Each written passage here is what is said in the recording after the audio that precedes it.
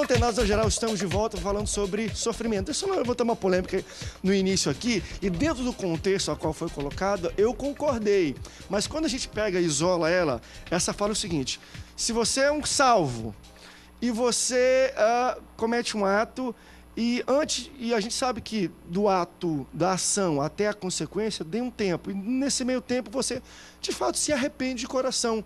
Deus vai te isentar de sofrer a consequência desse ato?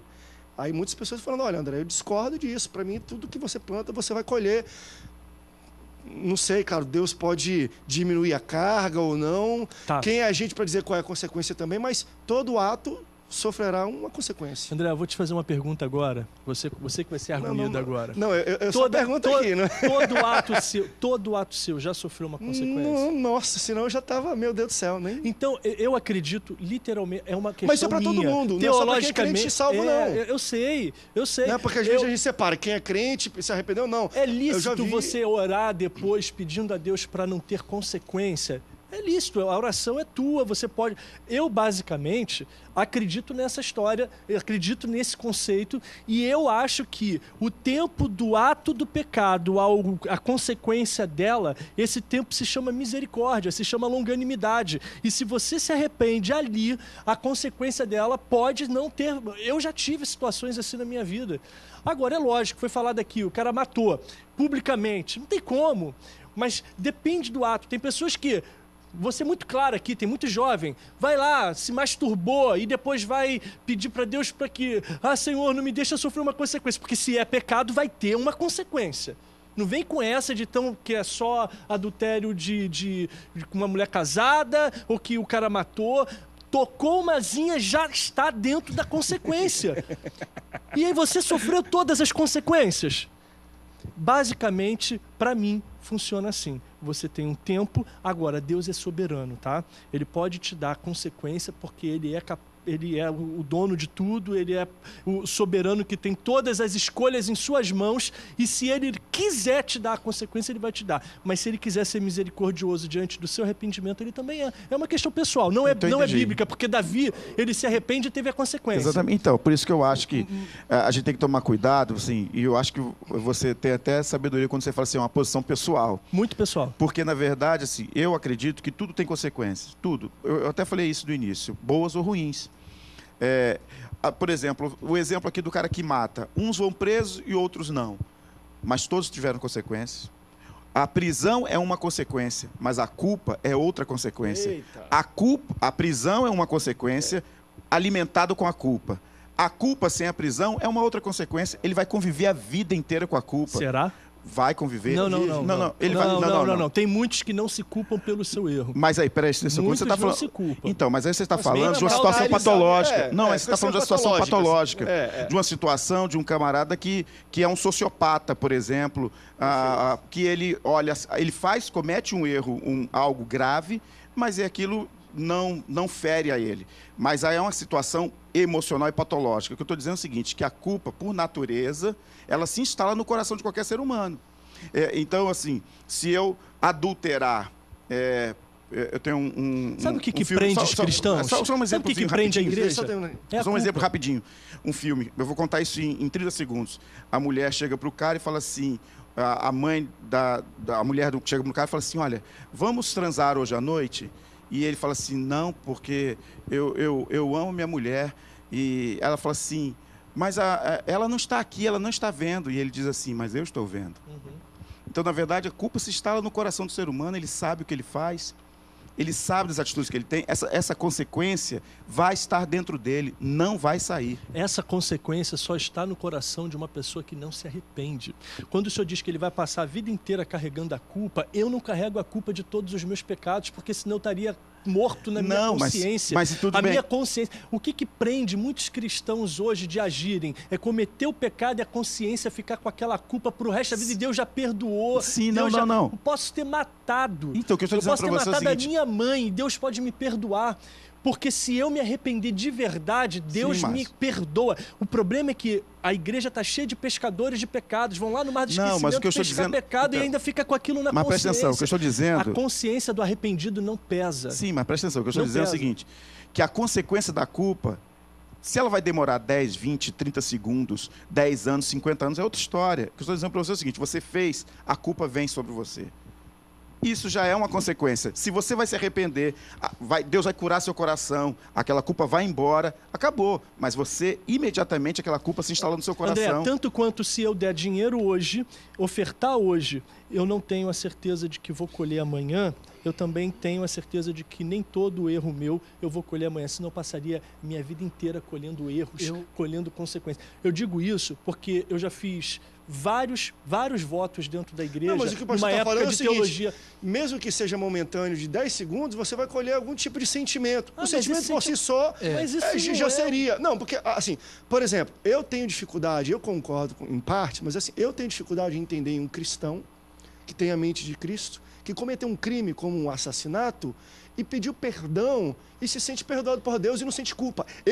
A não ser que ele chegue e fale assim, eu que matei, eu quero ficar preso aqui, pagar prisão. Eu tenho dificuldade. Para mim, uma pessoa nunca vai se perdoar diante de Deus, se ela é mentalmente estável, de Deus me perdoa porque eu matei um cara, mesmo que seja 20 anos, há 20 anos atrás, eu não sinto mais culpa. Um cara desse não vai ficar, por exemplo, na minha concepção, não vai ficar com a mente dele leve antes de pagar perante a sociedade. Mas se...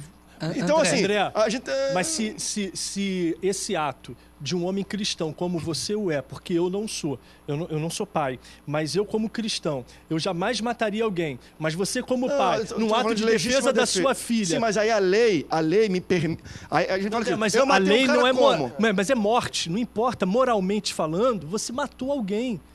Independente do que você acha, do que a lei diz, a lei de Deus diz, não matarás. Qual é o correto? Deixar sua filha morrer ou matar aquele bandido? Isso aí é um debate interessante que eu vou ter que fazer aqui, porque Deus estabeleceu as leis também. Deus está indo contra a própria lei dele, mas Agora, a autoridade me exime também disso. Eu acho que é um bom debate para levantar. Uma autoridade prevalece sobre a autoridade de Deus. A gente tem 5 minutos, pastores. Deixa eu tentar ver se a gente pode tentar abordar essa questão, que eu acho interessante de tocarmos. Meu tataravô cometeu um erro e pecado e existe talvez uma culpa, um sofrimento hereditário. Até hoje eu sofro essa escolha. Eu creio em maldição hereditária e vou explicar. Porque às vezes... Não. Falar 1 minuto pelo menos. Olha só, uma pessoa se droga, está grávida e tem um caso lá e o filho nasce completamente com vários problemas físicos. Vem cá, gente, isso é fruto de quê? Da ação da mãe ou da ação da criança? Então a criança vai ser agora ter uma vida restrita em comparação aos outros seres humanos. Mas não é patológico? Sim, mas quem disse mas que às vezes tem quem disse a mulher que tá com AIDS, o filho já nasce com não, vírus, é patológico, mas quem disse que a coisa... origem só se trata na área patológica? E o que levou ela ao vício? E todos os outros desdobramentos. O que acontece é o seguinte, Jesus levou sobre si todas as maldições, porque existiam maldições, não é isso? Outra coisa também, aqueles que estão em Cristo Jesus têm a oportunidade de receberem toda a libertação de maldição hereditária. Então, se tinha maldições, é porque, na realidade, ela existe, ela acompanha a família. Então, a cruz precisa entrar e romper com tudo isso daí. Então, por isso que eu falei que eu acredito na maldição hereditária. Agora, em Cristo, nós temos total libertação de qualquer sombra de maldição. Agora, um outro problema. Tem crentes que, no relacionamento com Deus, não sabe como tomar posse dessa verdade espiritual. E aí o inimigo, usando dessa ferramenta nas mãos dele, começa a estabelecer, ele crê naquilo, acredita e sofre até consequências de que aparentemente é fruto da maldição hereditária sobre a vida dele. Não sei se eu me fiz explicar. Eu entendi. Eu, particularmente, eu acredito em herança familiar e não em maldição hereditária. Eu acredito que a herança familiar é natural. Às vezes um pai ébrio, ele ensina o filho a beber também. Muitos filhos que eu conheço falam assim, eu não posso tocar num copo de bebida, porque eu sei como é que era a minha casa. Eu acho que às vezes nós fazemos também as nossas escolhas diferentes dos nossos pais. Nós vivemos 20, 30 anos dentro da mesma casa e, consequentemente, nós somos muito parecidos com os nossos pais. Sim.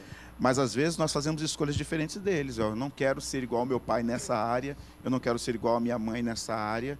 E aí é uma escolha natural. Mas Eu acho que algumas pessoas acreditam nisso mesmo, que existe a maldição hereditária, como você falou, Alexander. Eu acho que eu particularmente acredito que há uma herança familiar. Nós aprendemos com os nossos pais algumas coisas e traduzimos essas coisas para as nossas vidas. Eu não sei se eu tenho tempo para muita explicar, síndrome mas... de coitadinho, então, porque meu tataravô fez uma escolha errada e olha a nossa condição de vida. Tá falando de quê? De condição física ou financeira? Querido, então, se é financeiro, meu irmão, trabalha. Se teu avô fez a escolha errada, faz a escolha certa. Às vezes também tem muito essa questão de, eu sou o coitadinho. Aquilo que o pastor estava falando no início da baixa autoestima. Por causa sou eu que sofro, porque meu tataravô, ele escolheu fazer enfim, né? Eu acho que hoje isso se dá muito. Talvez na nossa sociedade não se entende muito isso. Talvez uma sociedade mais... Se a gente for mais, talvez, ou sair um pouco do Ocidente e Oriente, onde tem a questão de castas, então, onde você nasce, você vai ser aquilo ali, ou então, época de escravo, se você nasce filho de escravo, você vai ser escravo, se entendia muito mais essa questão de, poxa, porque meu pai era escravo, que eu sou escravo, que eu sou escravo, enfim. Mas hoje não existe tanto mais isso, pelo menos na nossa sociedade.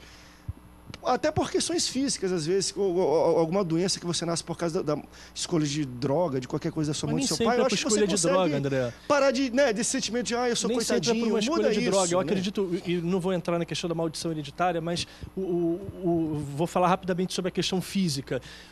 O DNA humano sofreu deturpações. Ele não é o DNA que Deus deu a Adão e Eva, mas o que veio depois disso já veio deturpado, já veio alterado, a palavra certa. Bota a culpa no Adão, né? Mas André, O nosso DNA não é mais o mesmo, idêntico, perfeito, como era Adão e Eva. Então, como ele foi se alterando, você vê crianças nascendo surdas, mudas, cegas, aí você fala assim, mas Deus não fez o homem surdo, cego, por que Deus fez isso? Por que Deus... Não faz parte de uma história genética. Agora, André... mas Deus, quem foi que pecou? Ninguém pecou. Enfim, né? Mas é um debate bom também. Mas aí você vai levar em consideração o pecado ou a questão genética? Porque eu considero que o pecado também, até a quarta geração. Tá subindo, acho que as letrinhas já, né, do crédito. Vamos fazer o seguinte, a gente tem que marcar o segundo para fazer um debate também sobre a questão das leis. Isso aí vai ser fantástico para debater. Pastores, obrigado pela presença de vocês aqui no Atenas em Geral. Deus abençoe você que está nos assistindo. Até o próximo programa. Tchau, tchau. A mulher de Ló